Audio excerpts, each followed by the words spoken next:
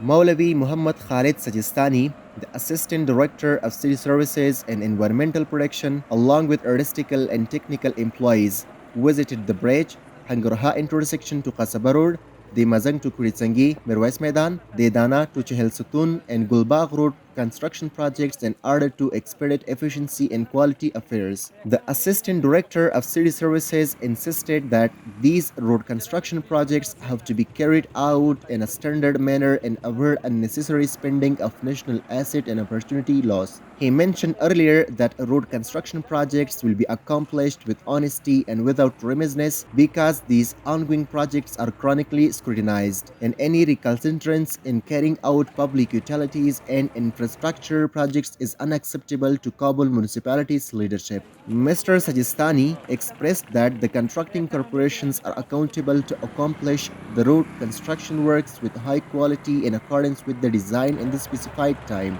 The aforementioned roads are of great significance for citizens to easily access to transportation infrastructure and city's economic development. After this road construction project is accomplished, it will facilitate the citizens and a considerable decrease in traffic congestion will be seen.